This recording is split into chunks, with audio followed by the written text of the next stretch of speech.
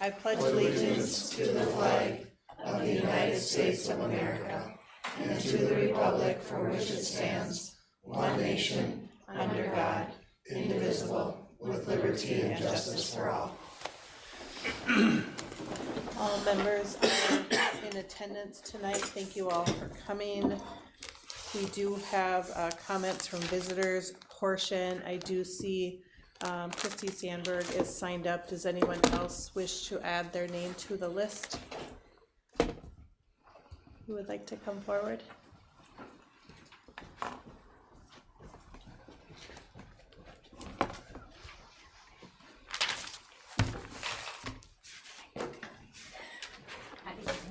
Good evening. Hi there. For those of you who do not know me, I am Christy Sandberg. I'm a resident of Aiken. As someone who has 35 years of experience teaching business classes in Aiken High School Business Department, I felt the need to write this letter to each of you today. I have debated this past week about writing, but I decided that if I did not express my view, then I would be condoning the proposal made at the March 17th board meeting to completely cut the business department. I have always been a huge supporter of the Aiken School District and specifically the Aiken High School Business Department. The career and technical education areas in today's schools are even more important than ever. We must continue to prepare our students to survive and succeed in the future workforce that will rely heavily on changing technology. I am extremely saddened, frustrated, and disappointed that a department that is not lacking in student enrollment and is providing skills that are vital in our world today is being completely dismantled. Aiken High School has had an established and respected business department for decades. The department for several decades maintained 3 business teachers. When each of the other 2 teachers before me entered their retirement years, the school administration at that time decided not to replace them. There were more classes than teacher hours from the business teacher, which I was the single one at that time covering all the classes. So the school decided to pass some of the classes on to some of the other departments and yet maintain the full-time position in my case.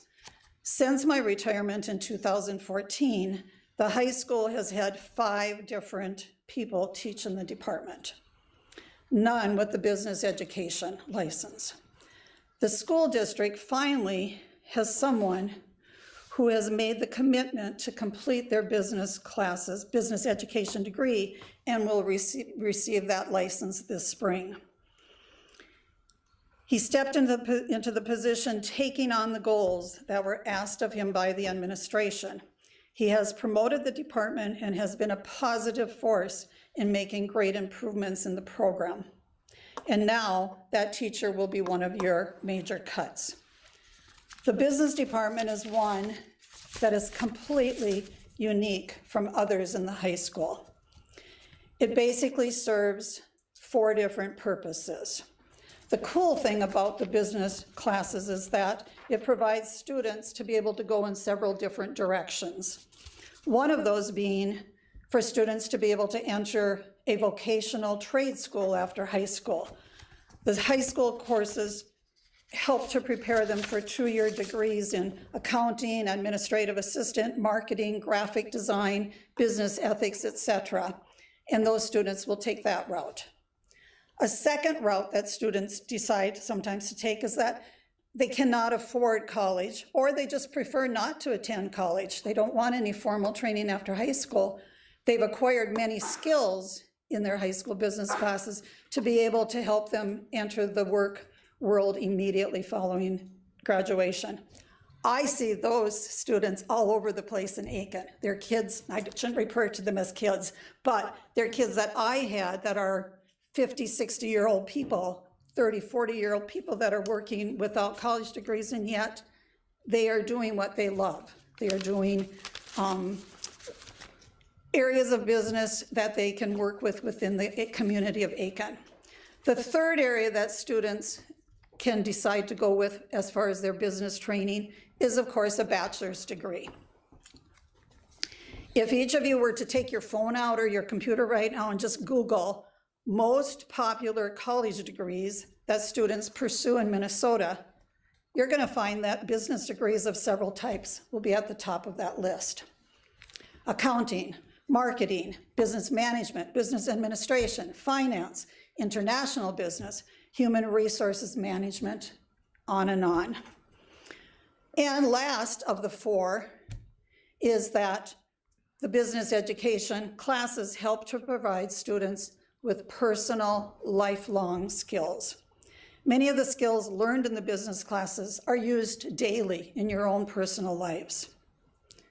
Just to name a few: managing your finances in your household, designing word processing, graphic design, posters for community organizations that you belong to, helping type up minutes for board meetings that you are part of an advisory committee or a board committee, spreadsheets to be able to read just financially within your businesses. Interpersonal skills, of course, is huge in the business department. Many more, too numerous to name here. The Aiken School District has an amazing, committed, and professional staff at both the elementary and the high school levels. I would like to encourage the administration and the school board to begin looking outside the box, to retaining your talented younger generation of teachers and other staff who have made commitments to stay in this community and to help prepare today's students for successful futures in our ever-changing world. Thank you for listening to someone that has a perspective of at least knowing what a business department is at Aiken High School and how it operates. Thank you. I should ask any questions. Thank you. Okay, thank you. Thanks for listening, I appreciate it. Well done, well done. Thank you.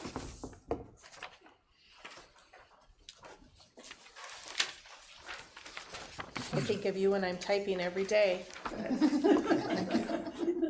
A space, B space, right? Say that, because I just, and I always call you guys my kids, of course. I think I was the first class, wasn't I? No. What were you, I came when? in 79. You're probably like. Yeah, that's, 82, but I was 83, Well, but you probably weren't were we a in freshman. 10th grade? You're a freshman, too. Yeah. I'm sure you're still memorable, Roland. Yeah.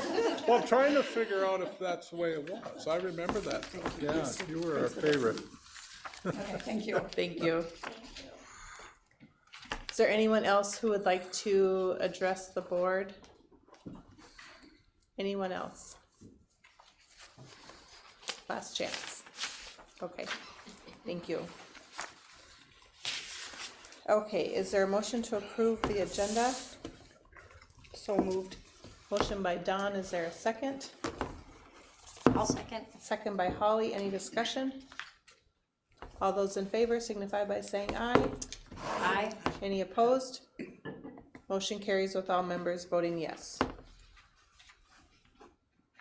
Okay, old business budget reduction discussion. I'll jump in. I guess I want to reiterate that this hasn't been as everybody's aware, it hasn't been a simple process, an easy process. We haven't gotten to this point lightly. I understand pretty much every recommendation, everything I'm asking the board to do, approve, isn't good for kids. Unfortunately, we're in a situation where we're trying to look at things that maybe, I don't know if less damage or less impact might be a better way to phrase it. Yeah, and I guess, I went through that last week with the board. We've met with different groups, small groups within the board. I don't know if there's any other questions or anything, and we're not supposed to, but as far as the business classes go, we've already been having a conversation within the math and I believe math and social studies talked about where how some of those classes could be picked up within those departments, and the tech, with workshop day to day, there was a chance to have some of those conversations, but we don't want to go too far until we know for sure what the board is, what the board's gonna do, so. So I have here, you know, the proposal is as it was last week. If there are questions from the board that haven't been answered or things you wanna share. You know, I guess since, that's your call, Cindy, to do that, but, No, go ahead. okay, so. since Christie came in and had this discussion, so we're having social and math teachers take over business classes, right? I mean, something. Some economics, yeah, yeah. So econ- can a business teacher go and teach those classes? Could a business teacher go in and teach? Probably I'd have to look at licensure. I'm not sure if a business teacher can go and teach economics, Well, probably. let's just look at it from a, you know, from a high level. Okay. Is it really expected for a business teacher to go teach those? Then how does the other teachers come in and teach the business side? Because it's a, you know, I look at business because I am, you know, I mean, that's just my life. And I just look at it as there's so much more. And we probably don't even hardly touch the surface of business in this school. I mean, just broad, you know, there's real large, high level, 50,000-foot views. And even in college, it's like that too. I mean, they're pretty broad and high level views of what business, the way it was business is taught in college even, but in school. But so I look at that as, are those teachers, you know, are they gonna give good service to our kids, and what other types of outside training and help are they gonna look at from getting that if it does happen? Because we look at around this town, and Christie's right, I mean, how many people are here are doing businesses in there?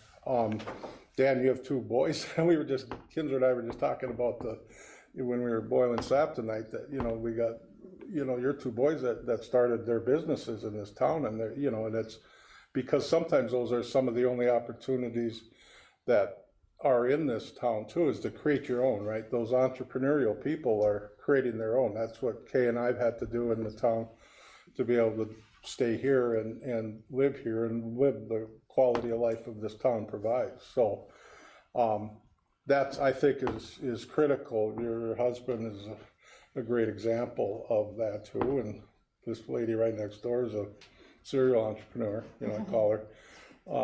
So those types of things that I just feel, I mean, I'm gonna really agree with Christie on how you look at that business side of things. That business, I just don't know if, and I'm not discrediting the teachers that are gonna teach it, right? But I look at it as, I turn the table of our social and math teachers capable to teach. Is the business teacher capable of teaching their curriculum? I don't think I would probably say probably not, you know. So what gives them the right, or them the ability to do it the other way too, so. I would say on the economic side, some of the economics classes in the social studies department, a business teacher could pick up and do. I'd have to check to verify the licenses. It might entail out of field placement license for that. I don't want to say for sure on that without looking it up. To say, you know, that I feel our teachers that would be assigned or would be picking up these classes are going to do the best they can. To say it's going to be the same, I can't. You know, whether that's the current teacher there, or if, you know, if let's say there were no cuts and the teacher was leaving and we had to hire somebody different. You know, I can't say that the new teacher would be able to do what the current teacher is doing in any content area. With social studies, some of the econ can be covered in the social studies. Economics does follow under social studies license. Some of the standards that are covered could be covered by a math teacher in the finances aspect of it.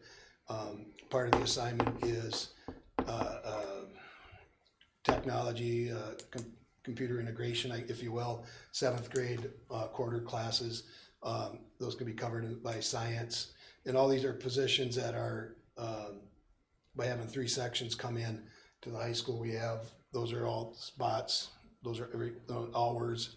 There's 6 hours, 6 different teachers have an hour open in their schedule, that could have time to pick up and help cover some of the business stuff. Some of the business classes we're losing. A math teacher can teach business math. I'm not sure a math teacher can teach finance. Can teach what? Can teach finance. Yeah. There's a line there. So business math's a little bit different than what finance is. So when you're looking at finance, it's, there's a lot involved with that. So I'm not sure math teachers have that skill set to teach high-level finance when it comes to business, what you're looking at, on how you're looking at, when you start to look at building margins for businesses, profit margins, profit and losses, and things like that. That's not really a math equation, more so than it's really just, there's so much more into it with that. So I'm just saying that, I'm just giving you my opinion, because that's what I do every day. And it's just me, the way I do it. Accounting people are different than finance people. Accountants, debits and credits. Finance people are large, big picture business operators that steer businesses and move them in a direction in strategy.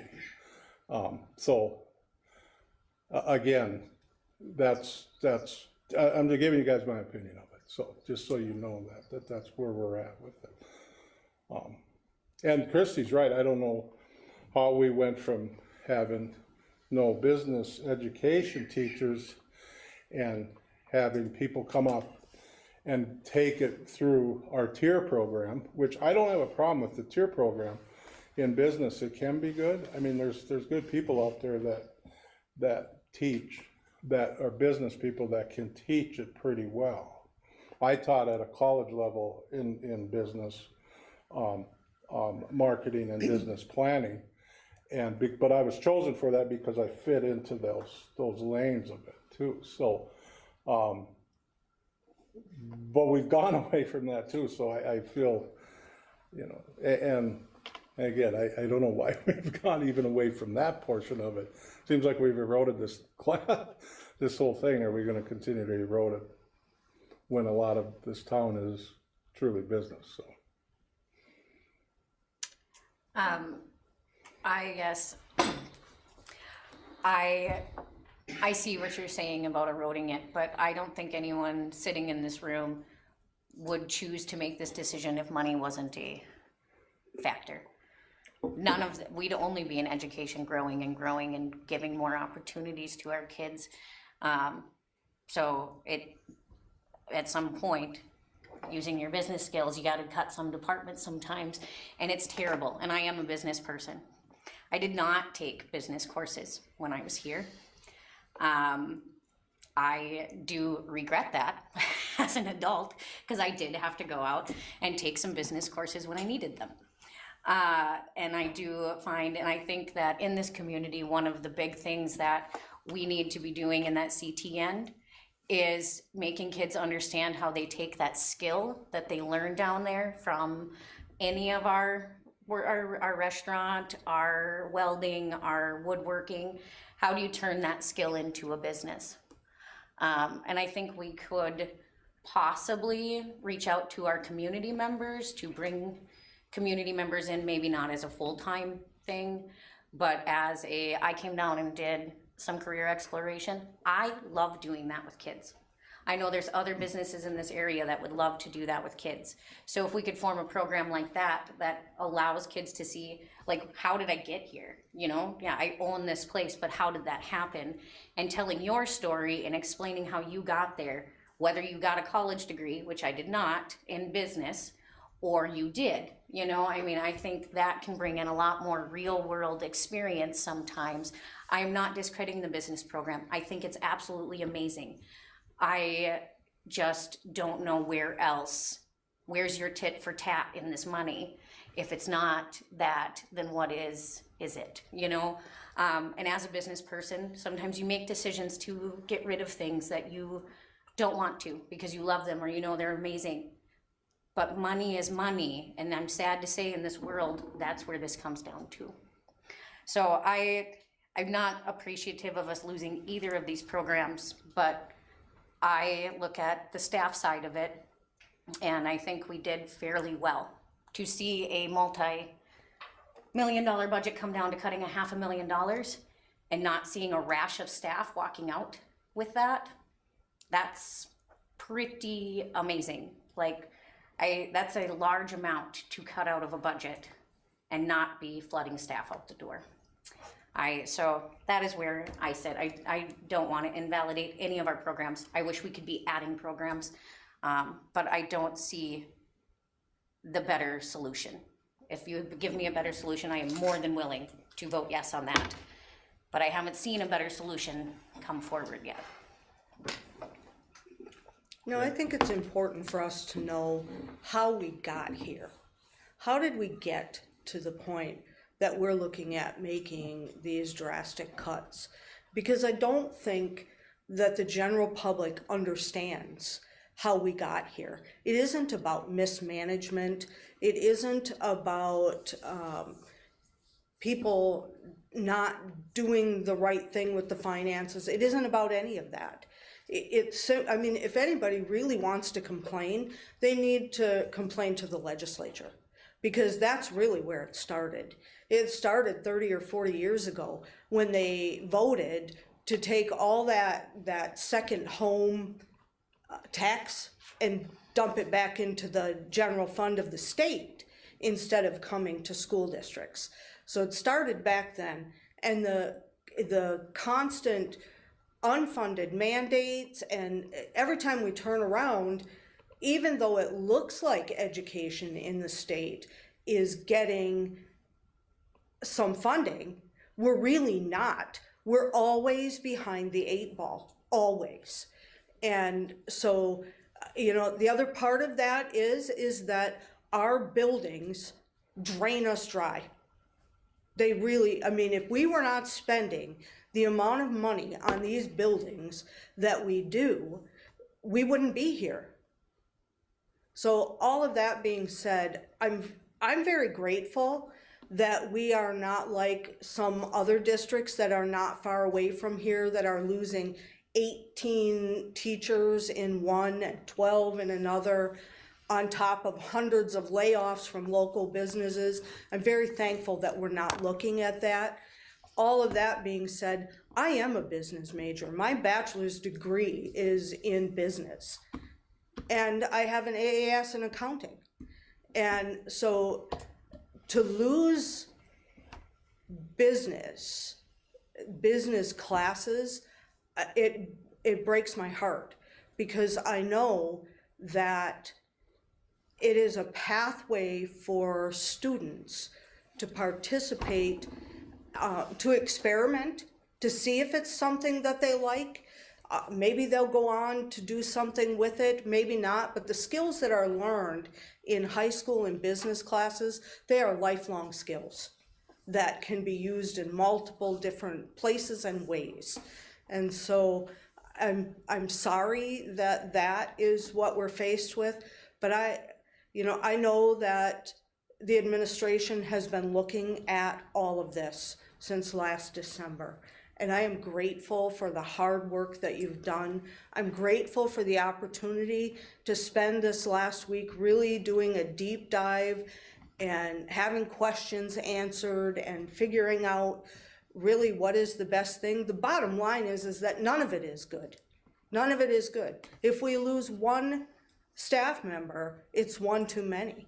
We have great staff here, and it's been a difficult week, I think, for all of us, and a lot of lost sleep.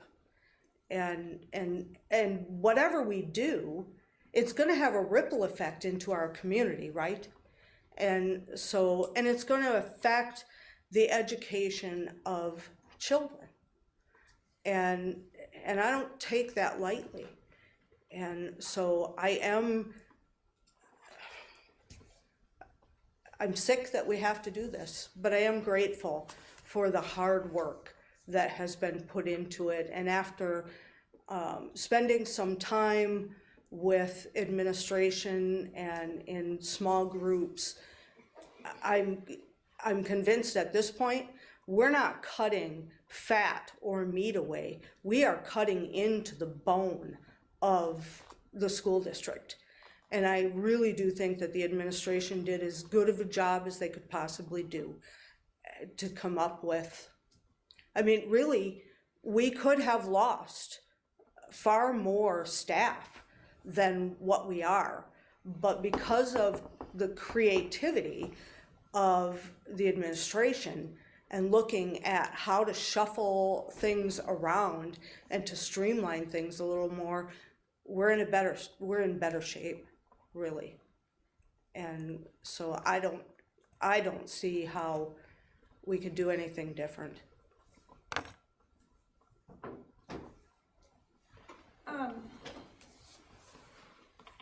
I wouldn't really be celebrating that we're in better shape because we're cutting half of the budget that we need to cut at this time. And eliminating certain departments, what will be next? I have a lot of strong feelings and I don't wanna cry. But I do wanna ask about what Miss Amber said about administration having specific goals for the business teacher. So I don't know if you can answer this or not, but were they asked to finish their education degree? Was that part of their goal to continue employment here? I would say that was part of their goal, was to continue employment here, yeah. I think everybody on our staff, haven't had anybody resign, so everybody on our staff's goal is to continue employment here. But I would say, yeah, he wasn't looking to go anywhere else or do anything else. He definitely wanted to Jen, are be you here. asking if it was his goal or if it was a goal Dan placed on him? Which It's way always are you a self- asking? It's always an individual goal as an educator Right. or any of us to continue our Licensure. education. Yeah, Was the question, my question is, was it a requirement of the administration team for him to finish this degree? so the way it works, as a tier 1 license, every year that job gets posted and somebody with a license applies, we have to strongly consider that person for the position. If we don't hire that person and hire a tier 1, we have to justify why. So what it does is it encourages teachers in tier 1 to get to their license so they don't have to reapply every year and go through that process.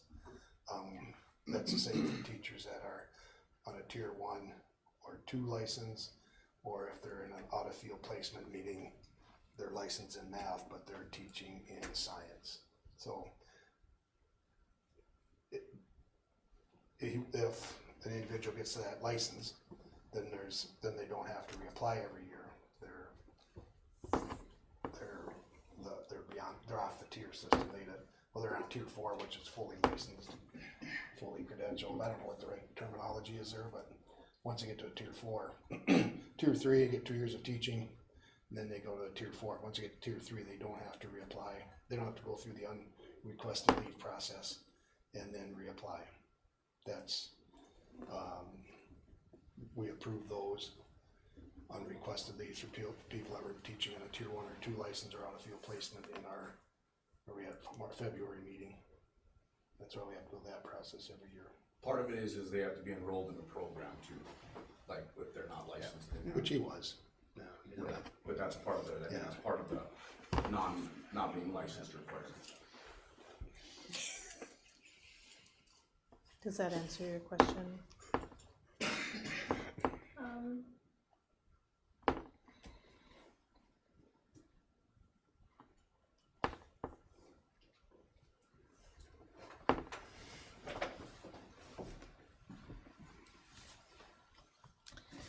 Cindy, may I ask a question from the floor? Yes.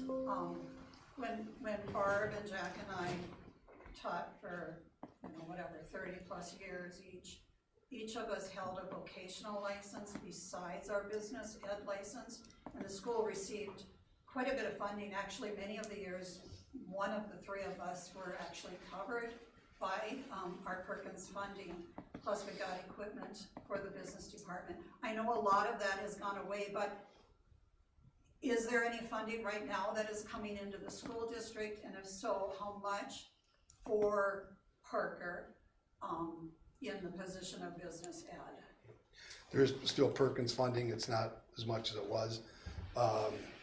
He doesn't have the correct licensure, so no, not in his position. Eventually, if he gets the correct licensure. Because he's not fully licensed, Perkins funding doesn't come our way So currently. no funding at all is coming Right. this way? If it was fully licensed or at a tier 3 or 4, then the Perkins funding would follow. There would be some funding. So next year, if he were to. Could have been, yeah. Be here, then he would the school would be receiving funding. It would be 35% of his salary. Could be covered. Did you hear that? 35% of the salary could be covered if he's fully licensed through Perkins funding. Pardon? 35%. 35%. Of his salary would be covered? Okay, so we'd be losing 35% of the 66,000 figure?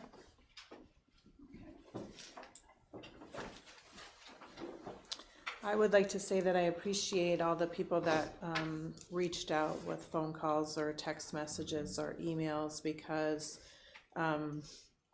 it's difficult sitting at this table to truly understand the work that all of you are doing. And so when you're reaching out and helping to explain or coming forward to the board meetings, it helps me to be able to ask the right questions. And so I also appreciated that we had the opportunity over the last several weeks here to be able to sit down and try to ask more questions and to gather more facts. And it feels for me like a big chess game, and how do you move the pieces, and what's gonna come, you know, what avalanche is gonna come next, and who's gonna be impacted, and how to really have the biggest moves with the least amount of impacts. And it doesn't feel like anything is a good move.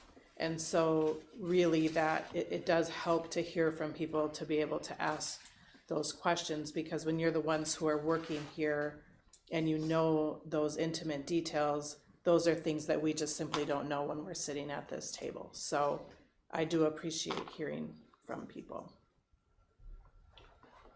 Yeah, I just want to say, I think, you know, the best part of education is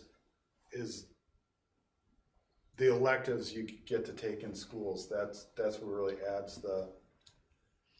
Nobody some show up for math, but not a lot. Well, right. I mean, you know, there's things you have to take, but when you think about your education, what you enjoyed most, it might be your woodworking course or Choir. elective class or choir or band or all those types of things.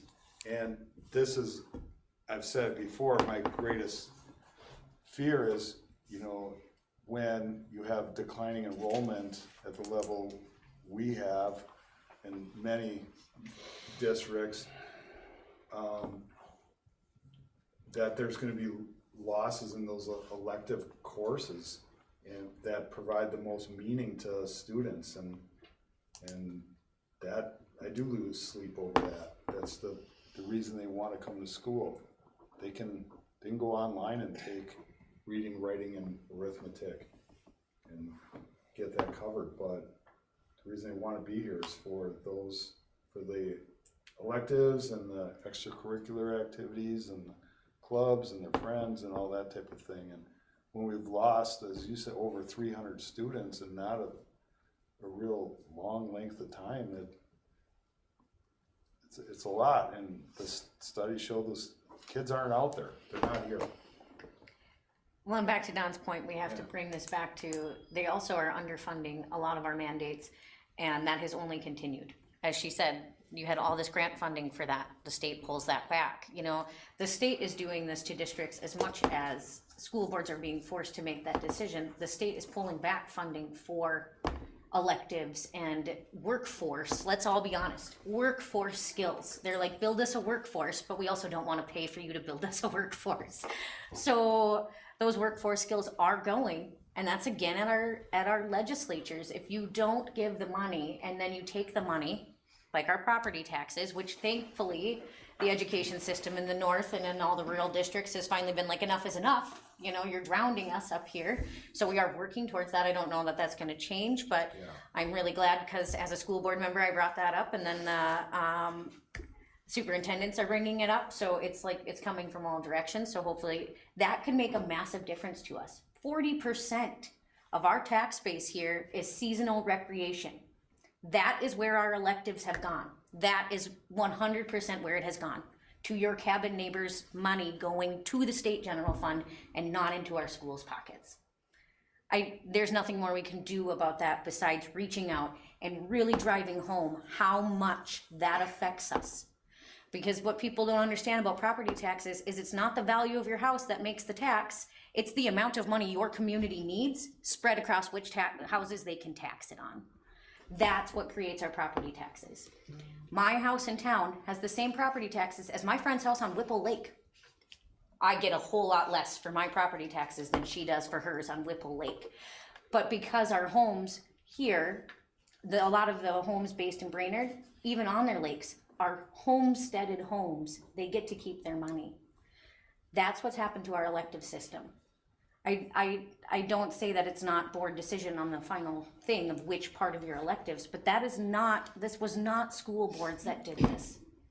This was not school boards that did this. This was our state that did this to us as school boards and as school districts. And if we can fix that, that changes our entire lives up here. If that changes this time, I don't know that it will, but that could change in everything for next year.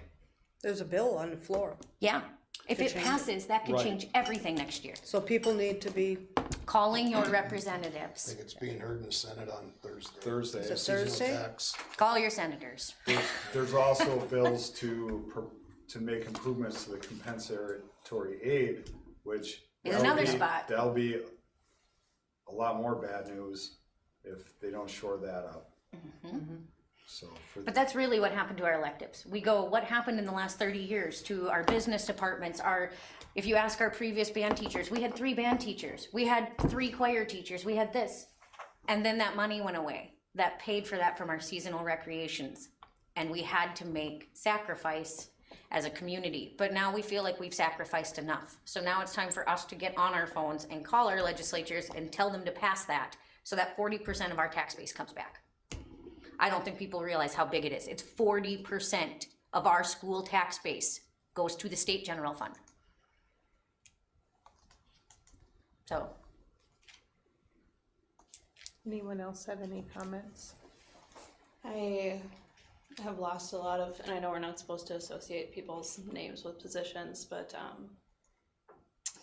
Parker and Lisa being, someone in a very similar situation as me and my family. It's really hard to, for them to be welcoming a new baby and have this uncertainty going on in their lives. And I remember feeling very upset and enraged when the art program was cut at Rippleside because it was a one and only, and I'm struggling because this is a one and only. And seeing enthusiasm from a young person trying to get their licensure so they don't have to be applying as a tiered teacher, working towards that, dedicating money towards that, all while juggling a family.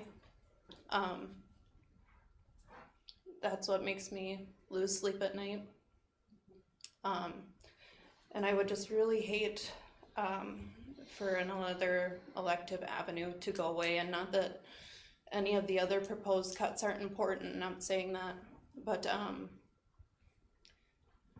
as someone who has a lot of enthusiasm to be here and to put their 2 children into our school system in the future, that's just really something that's difficult for me to back. But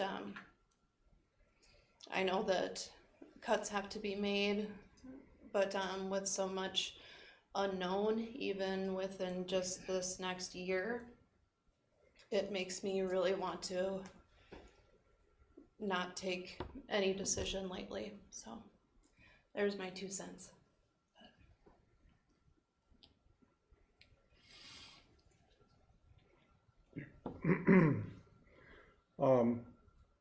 I commented on, the business side of things, and just to let you know, in business, these things come up, and in the business world, I'm always from the approach of you gotta add money. You gotta add sales, you gotta add revenue. That's just my whole line of thinking. That's the way I think in business, because that's what side of my brain works for business. I will say this, is I do not know why people in government in St. Paul, in Washington, have attacked our kids. I have no reason. The kids are they're our future. I look at as our kids as these kids that are going through now, those are the ones that'll take care of me in a few years, right? I mean, it's getting closer than I really want to admit it, right? But that has to be well equipped. But for some reason, this country wants to take money away from areas that are most important to society. And the most vulnerable are our children. And in communities like this, public education is underfunded, and they want to continue to underfund this. And that is absolutely the wrong. I'll always stand up for people that, I'll be for the underdog 9 times out of 10. I'm just telling you. And it just bothers the hell out of me that this is what's going on, okay? And you guys are passionate as heck, and you guys are, everybody around this table is passionate, and it's great to see. You guys, this is a good board of passion that shows that, and we understand it, but to have this put on from years and years and years, and then people celebrating this crap out there about the Department of Education going and dismantling. I mean, what's wrong with people, right? As we move on into the future, and as we go into where this world is going into, high tech, high everything, I mean, currencies under actual currencies in a transformation. I mean, you can see it, you can see everything that's going on, all that stuff. And we're losing money to teach that way of getting into the future, right? We are losing it. And the only way to be able to keep it is to be able to keep it right here and be able to do it. And I'm just, it's all about a power struggle with less than 1,000 people that affect us in this world. It's their own game, and I don't like it, and I say that all the time, and I tell legislatures that right to their face, because I don't really care. I'll tell them that. It doesn't matter to me. What are they gonna do to me? Nothing. I never like cuts. I've never been in favor of it, and I've always found ways. It just, I'm lost for finding revenue ways, because it's out of my control so much. It really is. I don't like to lose control on this stuff, because it is out of the control. It's out of control of this board. It's out of control of everybody in this room. It's really a lot of it's out of control, and it really stinks. So, I'll always fight for business. It's the way it is. I always will. And I have to say that, because that was heartfelt, I say, by Christie. And again, that's just my 2 cents.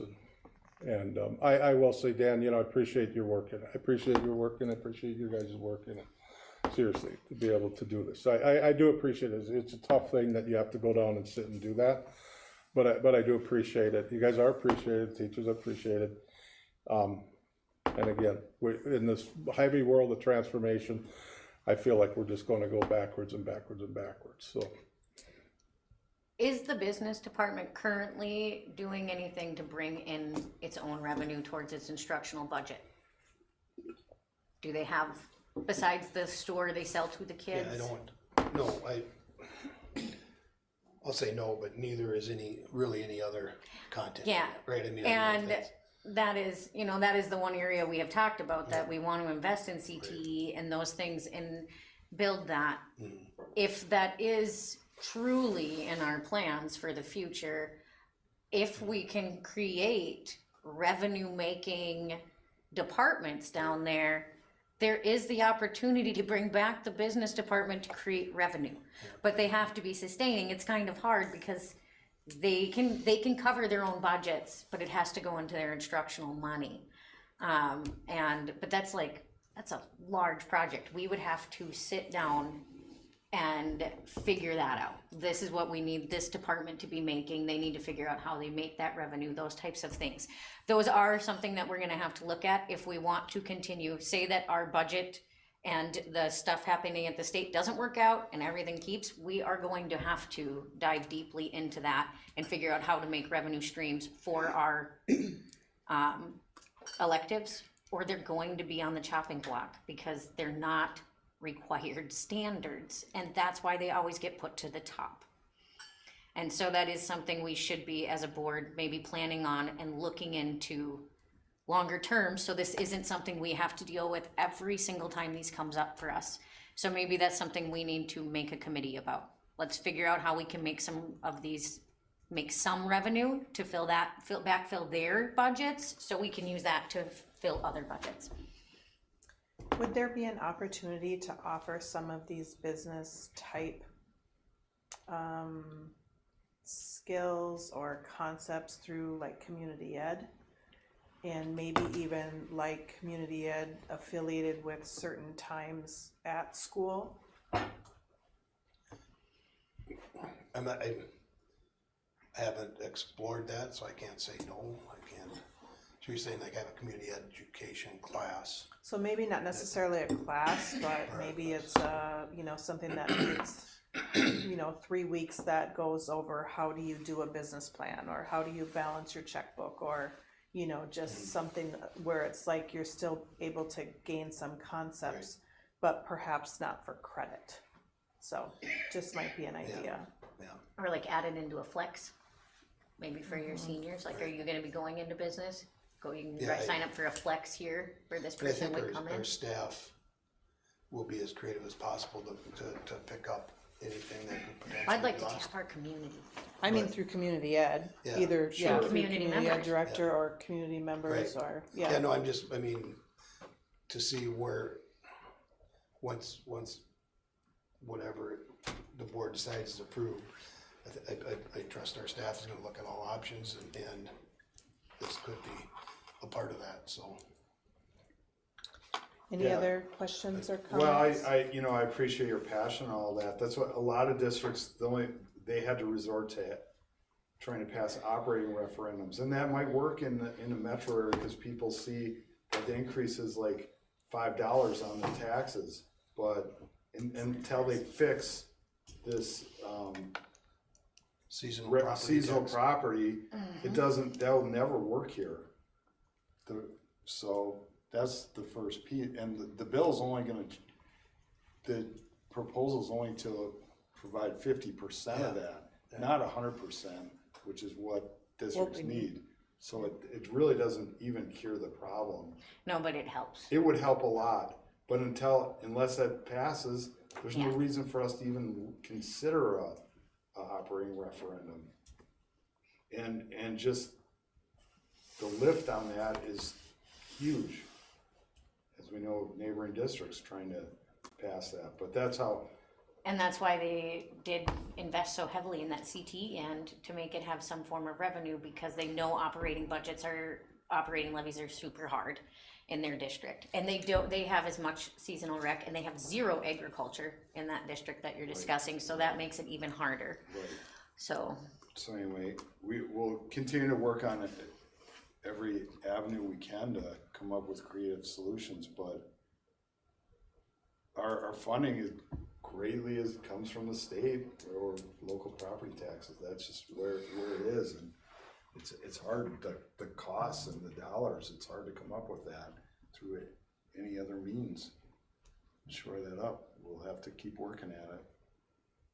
Well, and I think we've been about as creative as we can be.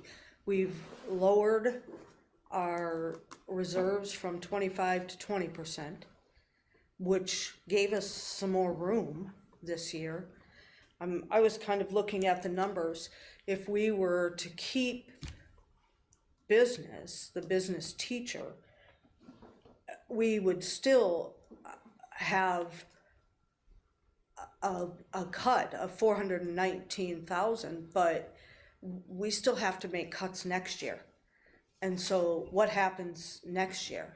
Are we just kicking the can down the road by saving? And I'm a strong proponent of CTE classes. I really think that there should be equal numbers of CTE classes as there are regular classes. It doesn't always work that way. And so I really don't know what the answer is. You know, we can kick the can down the road, but I really think that the administration has looked and tore into everything and has been trying to be creative. We could be losing more staff than what we are. Thankfully, we've had some that have retired or resigned, and so through attrition, we've been able to save a large portion of that $482,000. So I don't know. Even if we save business for this year, would it be cut next year? That's the question that I have in my mind.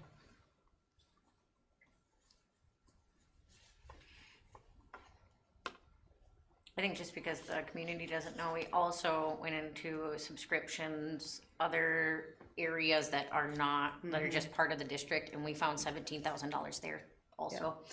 That's a large amount for just software and that type of stuff. That's a pretty good number so far for that too.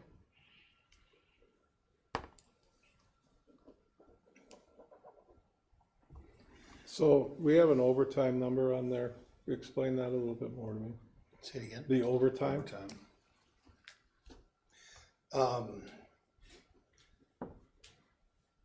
We have been, and I don't know if I figured that in here, that's why I'm looking on my list. There are some areas that have had overtime, which we're pushing back on. We had do you remember the dollar amount on overtime last year? I think it's in the 19,000? Yeah, there's right around 20,000, I think, just under. So we're pushing back and we're telling staff we're not working overtime, we're shifting duties to areas where somebody maybe weren't working, didn't have the full 40 hours, so we're shifting some duties, so we're not paying people overtime. That it's an anticipated savings, but that's a work in progress. Okay. We're asking hourly employees at 40 hours need to be done for the week.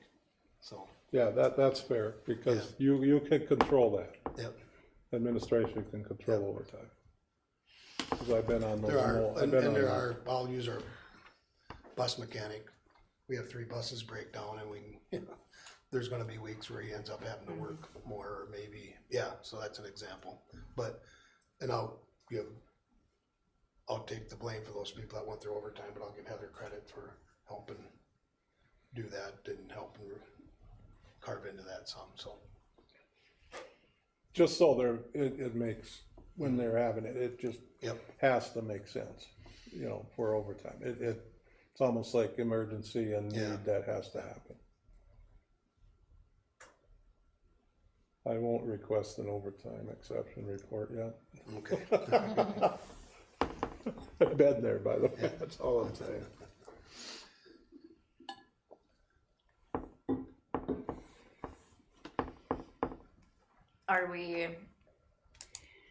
Where are we sitting? Does someone have a different idea? Are we, Well, Jen was on some talk, so I don't know if you're comfortable talking anymore. I'd love to hear him. Sorry. No, it's okay. It's difficult to listen to the board talk about these cuts when I feel like I made a couple suggestions that were not entertained, which I won't bring up here. It just seems like it would have been a step in the right direction. And I'm just frustrated with that. And I don't wanna share anymore because I don't know that it's appropriate to do that, but I'm just really upset about that. Well, this is the time to discuss them, and part of it is that we can't discuss it as a board, right? Until we're all together as a board, so. Well, I don't wanna discuss it because I don't wanna make anybody feel bad or look bad, because it was potentially an unfair ask of me. Do you know what I am referring to? If you're referring I to us don't. giving up our pay, that is in statute and it is not allowed. The school district, by the state law part, not by rules or anything else, has an amount of money your board members need to make. We had this conversation the other day at our meeting, and part of that, I asked the lady who I chatted with when I ran for this position. I had a customer who does school administration as a professor, and we talked about this because I could not figure out why we wouldn't ever cut school board pay. And they don't allow it because they need people, when you sign up for this, to show up for your job. Elected officials are required to be paid a certain amount on every board out there. And then two, because if you do not pay school board members, they are more likely to have possible conflicts of interest due to taking things during their jobs. So the state legislature years ago put it in legislation. So if you'd like that to be a thing, you can do it, but you have to donate your money back. We can't just stop paying. So It would be a Right. requirement for you to make that donation back every single month. Yeah, my frustration is for one, I suggested that Dan forgo a raise this year because it just felt wrong. And then I also suggested that the board volunteer our time, and it can be done because I reached out to the MSBA. But only a couple of people got back to me, and it was probably very unfair of me to ask that of all of you. But it's frustrating when you're talking about eliminating a person's complete and sole income, because it just has to be done. I mean, it's upsetting to me. Why is that I'm not saying that's not a thing, and we could all donate our money back. That is the way that, yes, we could probably, I've never seen that. It's literally in the state law, so I guess I'd have to see what the MSBA said to you. But how is that more valid than athletics? Why aren't we doing our part? That's the part that's valid about it, is we can. I'm not saying that, Jen. That's an okay thing, but you're talking about some other stuff. Why are athletics not up here? That was one of my first things, was like, hello, athletics department, giant amount of money, and everyone was like, well. So I feel like that's far more valid than the small amount of money you're getting from the school board. And if we all want to donate our money back, I'm okay with that. It's not about that it's a small amount, it's about doing our part when we're making decisions that are affecting other people's lives. It's the principle of it. But again, I bring up $387,000 in athletics. And yet that didn't make a single person's conversation. And I didn't bring it up because I'm not received well when I do, but $387,000. Hello? And we're cutting a business department. Then let's start talking athletics, because that's gonna get you there faster. Well, but you also have a community that, what's the annual budget of the quarterbacks? 100, 150? They only donate 45,000. We had this conversation, right? And that's not part of the 380,000, it's totally separate. Yeah. Yeah, that's, They cover This the is coming out of our expenditure, general only the fund. expenditures, it's a in and out thing, it's totally separate. They don't cover any of the regular athletics, they buy supplies and stuff. but they spend a fair amount of money on our athletics. Yep. But where's the 45,000 coming from? That's what I think I looked up that night when we were talking. That they give to this district? Yeah. But then they spend how much more on athletics outside of here? So Yeah, so I would feel, hundreds of I couldn't I'm, look at the community and say, all the money that they raise through meat raffles, all the money that they That's go out there separate. for donations, that to support our sports programs, to get them even different, I don't think it's different, it's tied into it. I mean, they're all, that's a community, there's hundreds of people in the community that work towards to make that sports program better. I'm curious, has there been cuts to sports No. in like Reduction. historically in the last 15 or 20 years? There, I think that there has been cuts, in number the of sense of coaches. like, yeah, the number of coaches. So we have made some. Yeah. And then I think that the booster clubs have significantly paid for a lot of expenses. I think what the school district is continuing to pay for would be buses and transportation. I mean, certainly if, as a school district, yes, coaches, and then, you know, if there's officials, but, Officials, equipment, registration. but not even all equipment. I think the Yeah. booster clubs are paying for a lot of that equipment, Tons so. of it. So I wonder what the correlation of cuts to sports has been to like staffing. Like this.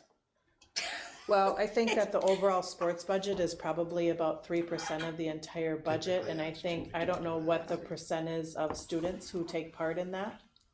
Do you suppose And that it's- sports budget only goes to the 7 through 12, so that's only hitting half of our district to start with. So maybe 300 students? Yeah, they'd have to sit down and take a look how many kids are, and it's, I think it's activities, right? Or is it athletics and activities? So that would include Yeah. all our activities. So I think that's part of why I think the administration didn't bring it forward, because of the large contributions from the booster clubs. Right. The amount of students that are taking part of that. If the board wants to have a conversation about which individual sports to cut, we can have that, if you wanna have that.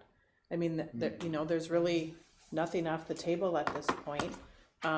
With respect to Jen's comments about people getting back to you, I didn't realize that there was a response needed, and I just want to clarify that I don't think that that would have been appropriate. We can't have conversations outside of the board table, so I just want to clear the air that way, right? And so it's not, if somebody sends an email requesting information from Mr. Stifter, I don't want anyone to be interpreting lack of response that nobody cares or that it isn't important to them. This is the moment that we need to be talking about this stuff, right? This is our obligation as school board members to be conducting school business in front of the public. That's what we're here for. So if there's something that you want to discuss, then this is the time to do it. And as far as I'm concerned, there's nothing that's off limits. If you want to make a motion, if you want to say, let's cut this is our time. We rule by vote. I sat down with that athletic money when I looked at this budget proposal, and that really does get me. But we have another $500,000 or more next year. Right. So I figured I'd let that sit, and we'd take more time with it. But I just want you all to know I am not leaving athletics untouched. Athletics and activities need to have a deep, deep look. Because we can say they're only 3%, but when you break it down to those kids and butts and seats money we talked about the other day, even if you break it down to just high school, it's about $774 per kid, and not every kid is participating. So taking that amount of money out of their butts and seats money every year to go towards athletics and activities if they're not a part of it, and then cutting things like business because we don't have the budget, seems incredibly unfair to the kids who aren't in athletics and activities. And my kids, so everyone knows, are in athletics and activities. This is not I don't have a kid there and I don't care. I do care. Those things are important to my children. But they shouldn't never be on the table. They should be there just as equal as any other program. They should have been there when art was there. They should have been there when every one of these cuts were made in the last 20 years, and they never have been. So next year, they were not leaving the board table. They were coming with me, and they weren't leaving complete, because I just don't think that is doing your educational board duty by cutting education and leaving athletics and activities alone. I personally don't think that it's fair to characterize it as sports have been off the table. I don't think that that's been the case. I don't think that's been the case since I've been on the board for 10 years. I think that that has been a conversation every single time that I've gone through budget cuts. I think we have looked at the amount of money that's spent and the amount of students that are taking part in those activities, and those have been conversations that have been taking place. I believe we looked at them, when we cut art. I'm almost But why do they positive we always looked at outweigh that. it? That's my question then. If they have always been a discussion, then why do they always outweigh the education? As a member of this community, that has bothered me for years. I was in sports, I was in activities, I was in all of these things. When we sit down and talk about buildings, we talk about gym space, like it's the most important thing that's happening. We are the Board of Education. We are talking about getting rid of teachers while we don't even discuss the fact of what these things cost us. And then when we sit here and have the conversation, I feel like everyone tries to make it sound like a smaller number. That's why I used the legitimate number, because it is not a small number. When you look at these teacher salaries, that is not a small number, right? They're comparable. We are cutting just over the sports budget, and it's people. So when you have tiers for it, you have to have tiers for every angle of it. And I have to just say that that has been something that has bothered me this entire time. Why didn't you suggest that in? I did the first 2 times we talked about budget, but if you guys notice your interaction towards me, I seem to be the only one that thinks that athletic spending at that amount is too much money. So I'm not going to shut down all your conversations by doing this, but if we're gonna be putting it all on the table, then that's on the table. And I wanted all of you to have to say, nope, it's not. So then the community can go, why? Because that's what they say. So, why? What I remember of those numbers, and it's been a few years, so things could have changed. What I remember of those numbers is the places where we would have cut in sports were such a small dollar number that it wasn't gonna save art. But do we have to cut them, or can we just say, hey, boosters clubs, this is what our budget is? What are we required as a school district? You now need to fundraise from here on up to keep your program. Like, why isn't that an option? If we have these great boosters clubs that are out there and building this money, why can't we just give them a total you need in order to have a program? We can. Yeah, well, then that's something we should be doing. We can, you're right. Yeah. Instead of always just saying, well, that's what we do. You got it. I am gonna say, you did bring it up, and I give you a lot of credit for that. And it's not. It's not fun. It's No. not fun. There's It's gonna a- be people coming for me It's after a this, super unpopular thing. Sports are the #1 spot where the community participates and integrates with the school by far. and I do see that. It's also one of the only places we do get revenue from. Not enough to count for it. I'm gonna go private business here. Your return on investment Sure. is too small. Well, we're not the University of Minnesota, and we don't sell tickets in stadiums and for events and run a giant athletic department and have NIL money or all that jazz. But it's a high school. We're a public institution, and sports are a major conversation in many districts right now. But I haven't heard of any making giant cuts in sports this year. But you're right. We're looking at another $450,000 potentially next year if we don't get some help from the legislature. I'm not holding my breath. And I don't think it can keep coming out of our educational programs and our staff. No, I don't think It can. cannot. That we gotta, Like I said before, sports and activities are the Netflix of public school. And in your budget at home, when you're broke, you cut the Netflix. You just do. And it think- sucks. but You're I not think- entertained, you're not having fun, but you don't have the money to spend on it. We could easily solve our budget problem by just axing all sports. We could do that. The problem is that we'd lose a whole lot of students. Well, sports is, athletics, activities, whatever you want to call them, is still part of education. That is a huge part of education.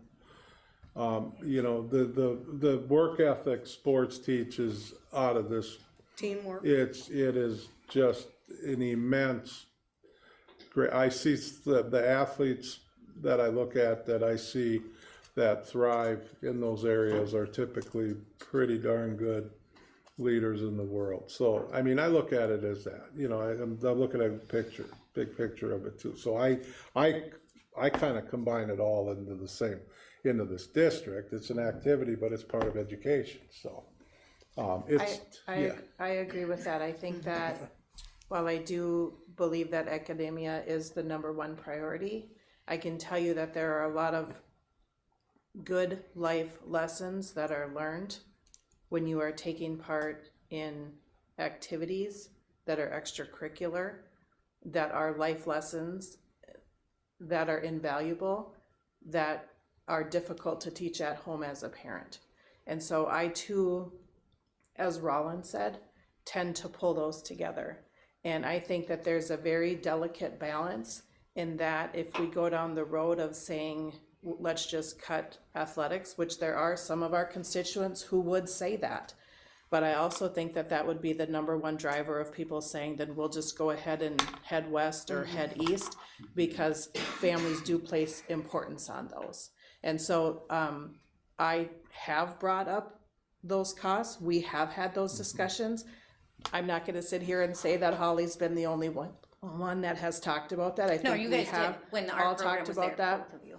And even as this current board, we've talked about that. We've talked about it at least twice during our sessions on this. But I view it as a group too. I'm not willing to just lob off the head and call it the ugly monster, because I think that there is a good balance, and I think that it brings a lot of value. And I think it's important to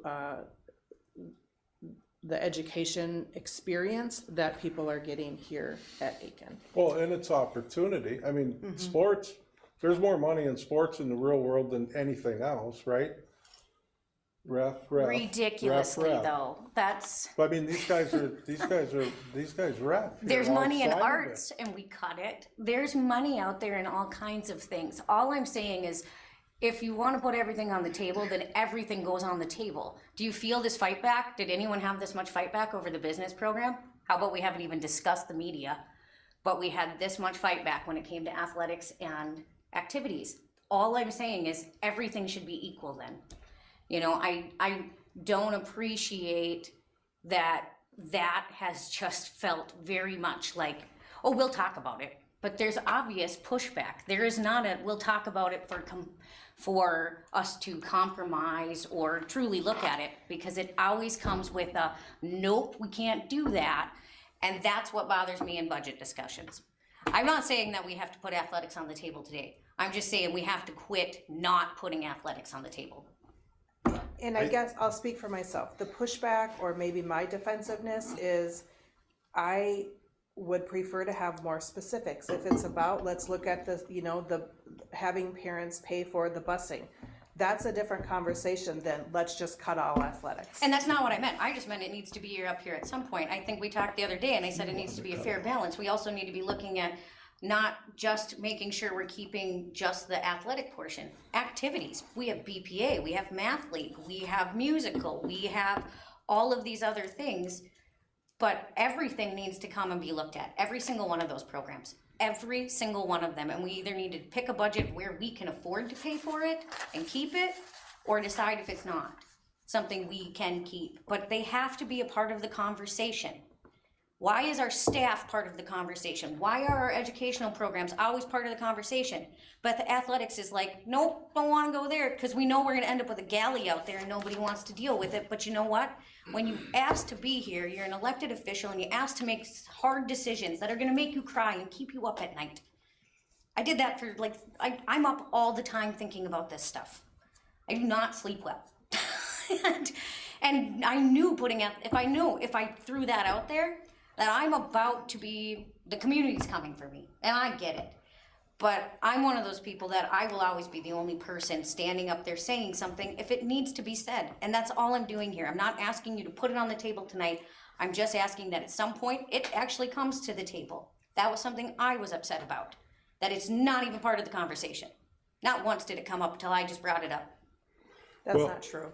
No, I mean in this discussion.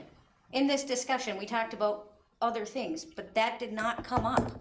So I'm just gonna say, before we start saying we're gonna put this versus that, or this or that, it's like I said, you've got reading, writing, arithmetic, and athletics, and then you have electives, and the cuts always, Electives actually come before athletics, they're a class. they always get cut first, that every district does it.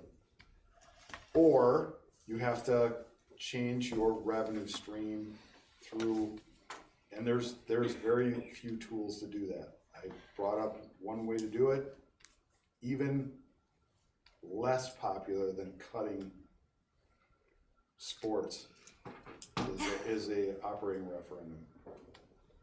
You know, super unpopular that would be. But that would shore up all the electives and the sports and everything for a period of time. So I see Dan over there making some notes, and that's because we hire Dan and we supervise Dan, who has an administrative staff who has worked tirelessly since December on this proposal. We hire them to do the job and to bring it. Not that we are here to rubber stamp anything. We are not here to rubber stamp. We are here to ask the hard questions.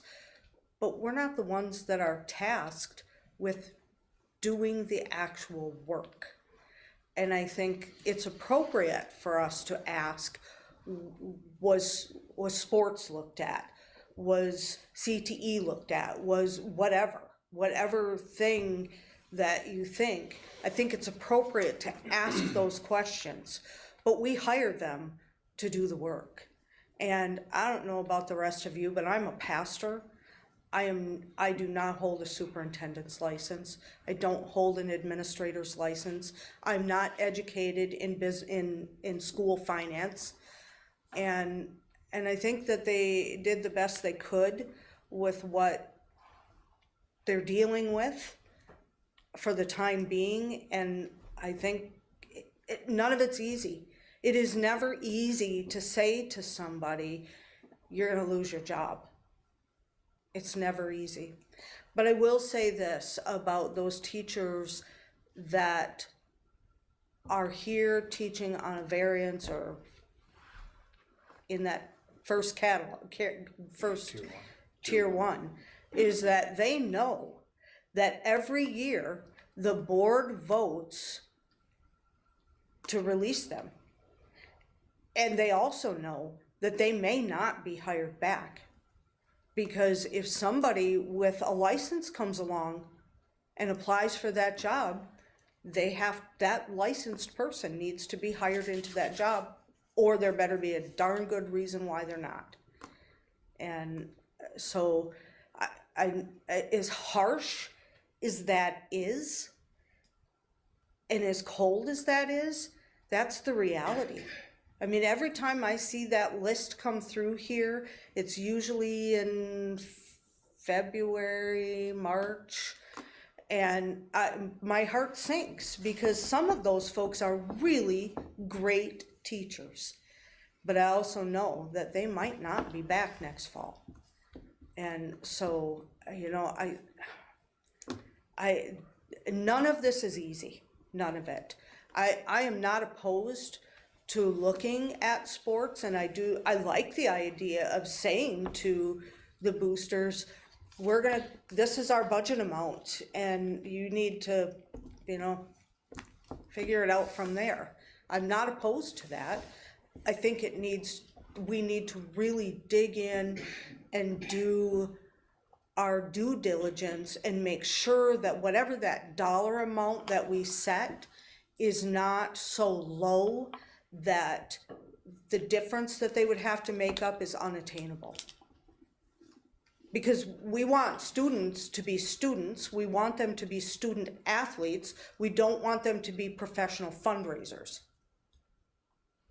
I don't want to see the football team every other weekend out hawking something new because they need to make up that gap in the budget. And so I think so I'm not opposed to that, and I'm really not opposed to looking at sports, whether it's this year or next, well, maybe this year, but I'm not opposed to looking at it next year. And then I also think about, you know, we're on the heels of the musical. In next week, the show will go on, right? And how many of our students from Aiken have gone on into careers that the skills that they earned and learned in the musical, choir, band, all of those extracurricular, how many of them have gone on to make careers out of that? It's amazing. And so I do think that we need to be careful. I was on the receiving end when we cut art, and I think that was partly why I made the motion to table our vote to tonight, is because I still feel the burn from art. And it's not easy to cut. And Well, but we have to cut certain things by a date with staff, right? Like, we have to do it tonight so we can Yeah, start well, registering. I understand They that, have to be so, notified. but hear me out here, but why, and I asked you this question before on certain things, was why do we only cut and then all of a sudden we just live with it? I mean, I get it, but Why do we only cut? why couldn't we be talking about this at least every other month, about having work sessions on the board cuts? Because I'd rather do that than getting it, and granted, I know it just came up and just like that, but I'd rather have these conversations where we deal with that sort of stuff more ongoing. And yeah, granted, we have we're looking at some capital improvements and all that other stuff too, so, but we should be, because it's gonna be a big part of it. It's the most emotional thing that we've done, and it's gonna be the most emotional thing we're gonna do next year again too, so we should probably better prepare for, and I'm not saying you or the staff, I'm saying this, the board, we need maybe move this process a little bit up in the timelines, so we have these conversations before tonight, because we're gonna make a motion to do it, right? We're gonna make a motion to do something there tonight, we're gonna pass something, right? That's the way it is, but what about next year? What limits us to start talking about it in May? Nothing, right? We had that conversation, Don and Cindy and I, at that meeting, that maybe this next year, because we have bigger things to look at, that it should be an every month, either we form a committee or we do have a budget work session. Yeah. We had that conversation Yeah, at and- our small group meeting. And that way, we look at things that may happen in the business side of it or the sports side of it, and then we can start working with community members to maybe find resolution prior to doing it in certain ways. I don't know if that was a rhetorical question or not, but part of the reason it falls where it does is we hope to have an idea really earlier, but if we get by March 1st, an idea of what our funding is for next year. And quite honestly, I feel we're taking a little bit of a shot in the dark every year in March, especially this year. I'm hoping that the funding that we're projecting and that anticipating does come through, or otherwise our $465,000 worth of reductions we're going to be sitting here a year from now saying, geez, we should have done more last year. So that's part of the reason why it's, I don't want to say last minute, but that's why it's typically in March. Teacher's contract has it in that staff are notified in March if they're going to be reduced, and then the final notice has to come to them by June 1st. June 1st, I think it is. It is June 1st, not June 15th. So, we got to be doing the discussions now so we can plan. So we can plan for that, and the other part of that is so that a teacher or a staff member is sitting here on June 1st finding out that, I'm not figured in the budget and plans for next year. So, I guess the counter, what's our budget cut? for the cut is $465,530. Then we have the added revenue, but the cut itself is $465,000. So we did cut about 10% out of the athletic. We didn't cut anything out of the athletic, We No, we increased added to revenue. Increased fees. increase the activity Yeah, we fees. increased about $16,500 in fees to the activities. With the. But we increase- cut 0.5 of a administrator, Right, so there you go. So now we're down to probably 7% And- of and- that has been cut out of the athletic department. And then how much is percent of our overall budget is athletics? about 2.75, 2.8, So something we're like actually higher in a percentage of cuts, if you wanna talk business, we're higher in a percentage of cuts to the athletic department than we are on the overall budget to athletic to budget right now. I'm just gonna tell you guys, that's just a numbers game, so there it is. So Jen, we sort of hijacked your initial comments. What more did you want to say or talk about? Thank you.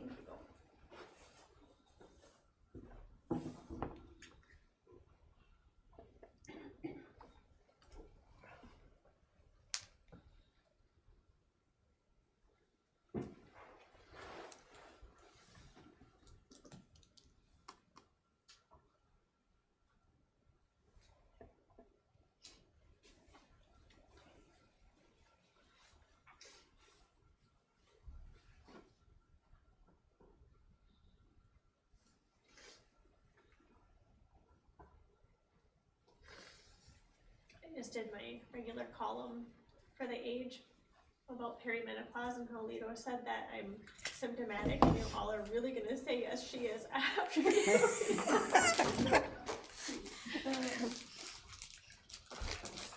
I don't have any other comments, but thank you.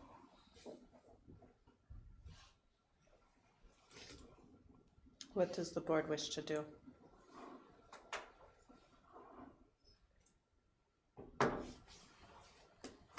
Like we need a resolution, a motion for that. motion. So the recommendation from administration is to make the cuts that were discussed in detail last week. There's not any changes right after meeting with all of the board members in small groups, correct? Correct, yep, stays it's the same. So that, does that have to come out? Do we have to go through that and make sure everybody understands? You want me to run through it? Yeah, Huh? I think it would be Okay. good. I think we better run through it, just on what your proposed cuts are, so everybody hears it. You want me to run each individual reduction or just the total? Right, we had 2 retirements in the elementary where we're gonna shift teachers into those positions. We're Spanish retirement, we're gonna partially fill it part-time, there's savings there. Looking at a special education teacher reduction in early childhood, there's a savings there. A retirement in the counselor's office as an assistant, counselor office assistant, receptionist. We're not gonna replace that position. We had a daytime custodian resigned, a cleaner, one of our cleaners who had currently worked for us, has accepted that position. We're gonna fill the rest of that position on a part-time basis, as needed basis for on nights when there's games or days when fields need to be marked and we need that extra, person power. We have the business, reduction that we're talking about, 0.5 AED. And then, the early childhood preschool with the resignation of, in community ed, we're gonna pull the early childhood preschool off of that contract and reassign that to the, Rippleside principal. We have, subscription reductions, Reflex Math. We're gonna work on limiting copies. Canvas, we're gonna reduce the number of subscriptions there for a savings. Math Expressions, we're gonna reduce the number of subscriptions there for a savings. In Brain Pop, there's another technology program, and we tried to negotiate with them and they wouldn't negotiate with us, so we're just gonna cut that program. So in the staffing, we're $448,465 in cuts, and in subscriptions and just reductions on materials, we're at $17,065 in cuts. We're gonna raise fees, I have $20 here, but I think I figured 20 for the 20 for junior high and fine arts, I think it was 30 for the 9-12. And that's gonna generate, based on numbers last year participation, that would generate a $16,500, increase in funding. So a combination of the reductions plus the increased revenue, it's a total of $482,030, towards right sizing the budget.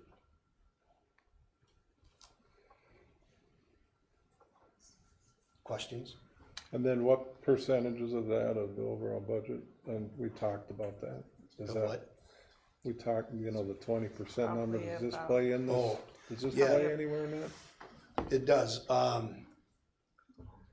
Well, this won't drop. We don't anticipate it'll drop us all the way to the 20%, but it'll probably be under that 22%, the 22%. That gives us a little leeway depending on what funding does, and if the funding comes through as we're anticipating, then we wouldn't have to cut as much next year.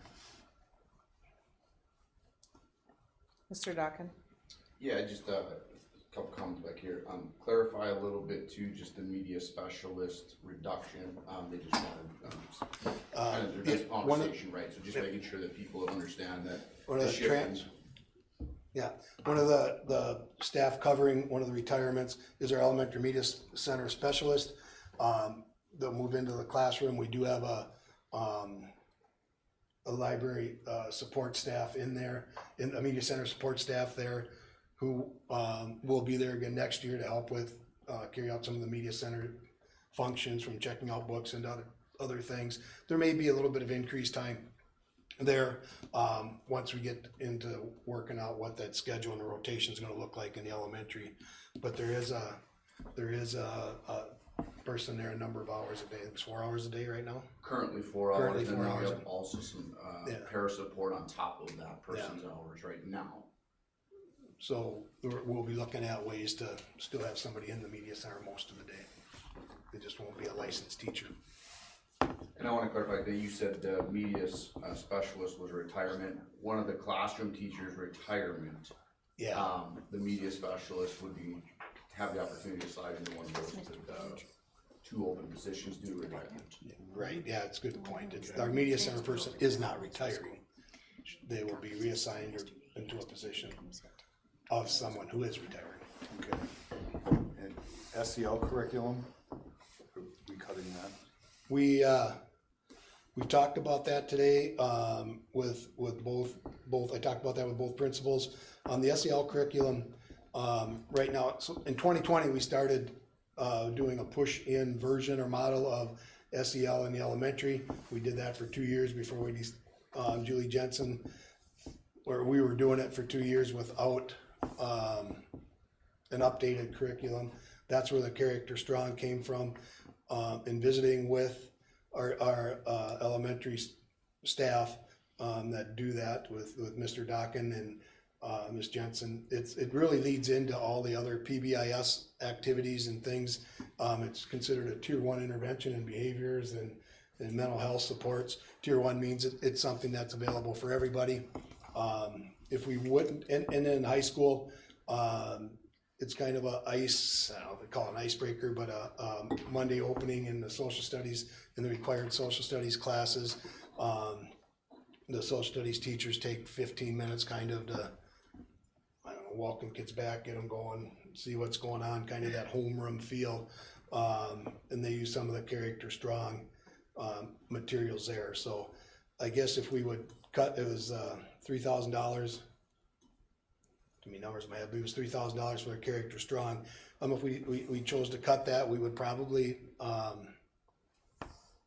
consider or look at not doing the push-in model. We'd lose the tier 1 tier 1 supports for our PBIS. Not that we lose it, it'd be different. Teachers could still pick that up and do that, but if the board chose to cut the Character Strong, that'd be about another $3,000. Based on what my conversation with principals today,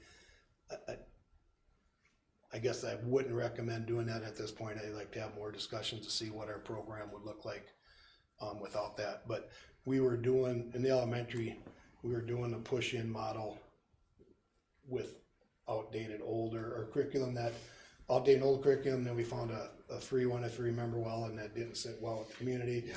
So we had the community meetings and curriculum review for that, and this is what the committee picked, that's what we've been using. Pretty much K-12, or versions of it, so. I think that, Does that, Heather, does that subscription for that program come out of our, capital projects levy? I believe so. Sorry to put you on the spot. So that's not general fund money? Sure, okay. That's good information too.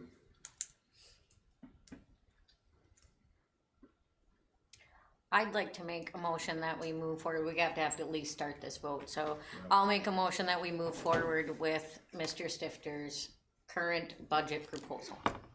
Motion by Holly, is there a second? I'll second it. Motion by Holly, second by Brian, any discussion? Any other discussion? Any other discussion? Do you want to do a roll call vote? Okay, we'll start with Dawn. Aye. Cassie? Nay. That was a nay? Nay. Okay. Jen? Nay. Brian? Aye. Aye. Roland? Aye. And I'll vote aye, so motion passes 5-2. Next is new business, discuss and approve the IRRB resolution authorizing Aiken Public Schools to make application to and accept funds from the IRRR. yeah, we've talked about this at the board level. I meant to have a resolution out at the March board meeting. I had the other one out for the LCCMR funds, I forgot this one, so I'm asking the board to approve the resolution. This will go with our IRRR fund request for the potential of $5 million to help with infrastructure should we pass a building referendum down the road. So I just need a board to approve the resolution so I can attach it to the IRRR application. I'll make a motion to approve the resolution. I'll second. Motion by Holly, second by Roland, any discussion? Any discussion? All those in favor signify by saying aye. Aye. Any opposed? Motion carries with all members voting yes. Anything else? I'll move to adjourn. Motion, is there a second? I'll second. Motion and a second, any discussion? All those in favor signify by saying aye. Aye. Any opposed? Motion carries with all members voting yes. Thank you. Thank you, everybody.